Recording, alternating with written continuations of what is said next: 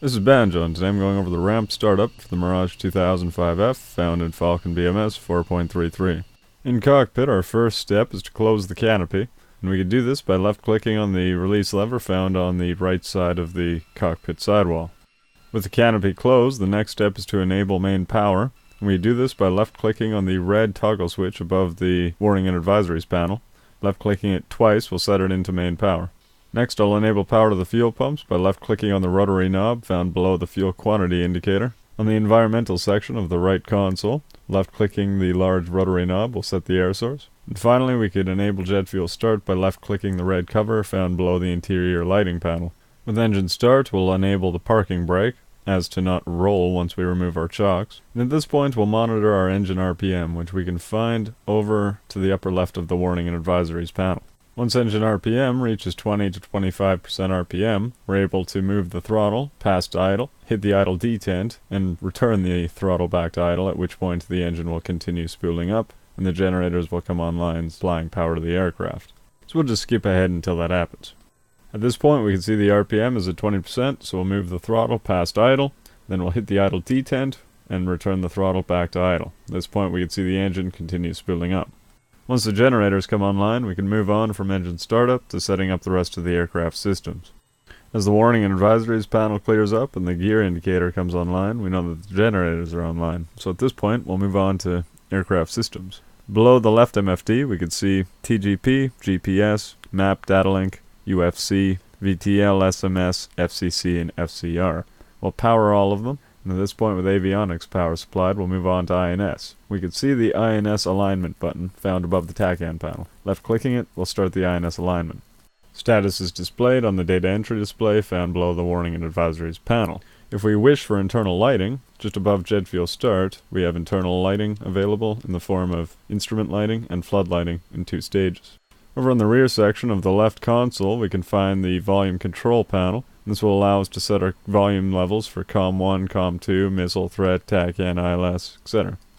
The next panel up on this console contains functions relating to the HUD, with the rotary knob controlling HUD brightness. So I left-click it a few times and look back up at the HUD, we can see it's powered up at full brightness. We can adjust for day or night lighting as desired on the switch just up and left from the HUD brightness knob. The switch just below this controls airspeed indication, with CAS, TAS, or ground speed options available. Next up, just in front of the throttle, is exterior lighting. From left to right, the upper row is anti-collision, navigation, and formation. The lower left one is wings tail, with the master control being the switch just to the right. Next panel up is the radio control panel, although if we look just below it on the left sidewall, we can find our taxi lighting. To set up the radio, we simply need to move the CNI selector from backup to UFC. Next, set the UHF function selector to either main or both. Radio preset can be controlled from the rotary knob found just below the preset display window. Next up from here, we have our Cat1, Cat3 selector, currently in charges, which would be Cat3. I'll set it to air as I'm not carrying anything under my aircraft. The amber indicator to the left of the upper MFD is master caution. Countermeasures can be controlled over on the right MFD. The upper row from left to right controlling chaff power, flare power, ECM power, radar warning power, and the final function being search mode, if you so wish to enable it. On the left row of this MFD, at the top, we have the currently active program, in this case 1. Just below this, we can select EWS mode, currently set to off, then standby, then manual. The next step is we'll move over to the DTE page of the central MFD and select load. This will load our data transfer cartridge. And it will be at this point that I'm simply waiting on the INS alignment to finish, so we'll go over a few systems in the meantime. The fuel quantities indicator can be found over to the right of the lower MFD, with the fuel tank display being selected by left-clicking on the center of it. Another area you may wish to note is HSI heading, which is the lower left rotary on the right MFD, and HSI course, which is the lower right rotary. TACAN mode can be adjusted by the rotary, just below the INS panel, and TACAN channel can be selected on the drums on the display. Just below this, we have a toggle to enable DED data on the HUD. And it's just to the right of this that we have the control for the radar altimeter, back being off, center being standby, and forward being operation.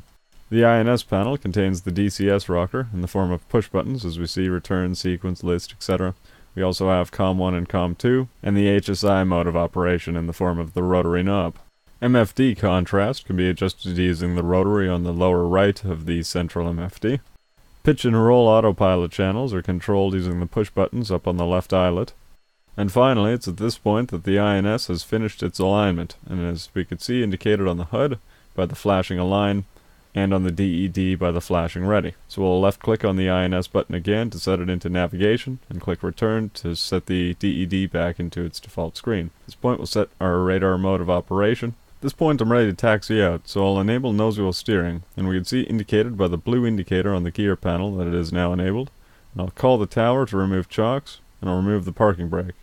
Just as it would in DCS and BMS, the Mirage will roll if there is no brake or chocks holding it in place. And finally we'll arm the ejection seat by left clicking on the stick, and we could see the red flag removed.